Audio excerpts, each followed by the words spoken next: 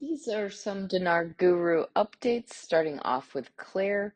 Says he explained that these fluctuations increase during transitional periods, especially as country is going through post-legislative election phase on the one hand, and a phase of implementing customs governance and its digital procedures according to global standards.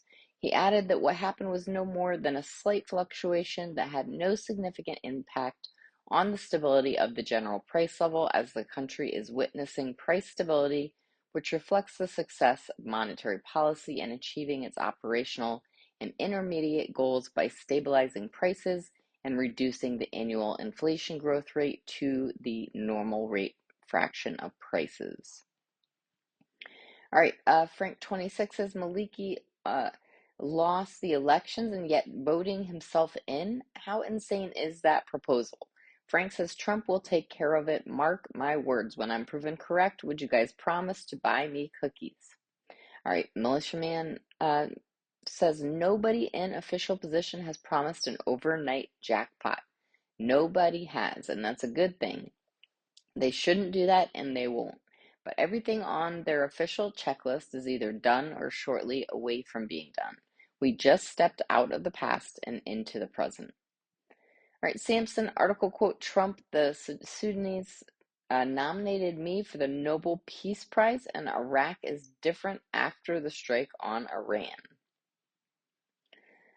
All right, moving on. Mark Z via PDK. Boy, did they drop an article today. I've been talking about it for a while. When I saw it today, I said, here's the big one. CBI confirmed the digital dinar project is under implementation. Look at the last word, implementation. Mark Z says they originally called the digital dinar the I-dinar. The government and the CBI told us it was going to be a gold and asset-backed currency.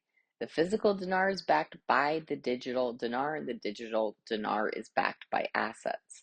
They told us they were going to do this a while ago, and now today they're telling us they're in the process of implementation. This one has me really excited this morning, and things are moving this morning. Right, Caparoni says there is no RV. The process to integrate their banking system into the global economy has been well known for years. Only with the success and growth of their economy can the dinar go up in value. Sorry to bust your RV bubble, but that's not how things work. All right, we have Pimpy with an article quote, Reconstruction and Development Alliance led by Al-Sudani reaffirmed its nomination for the caretaker prime minister for a second term, describing his previous tenure as successful experience.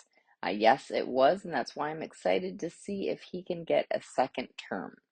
Pimpy says, I know there's people out there saying 1000% he's going to be the prime minister. I don't want to get my hopes up too much because this is part of the election that I don't like. I told you Maliki is really good at this time of year after election when it's time to gather up the blocks necessary to control the government. All right, Frank 26, lastly, Iraq boots on the ground report Firefly. Maliki is the one pushing for some new legislative laws that the new prime minister can have control over the exchange rate. Frank says that's insane. Why does evil have to be so ugly? Frank mentions Firefly, says nobody trusts Maliki. Political is leaning more and more towards the corrupt.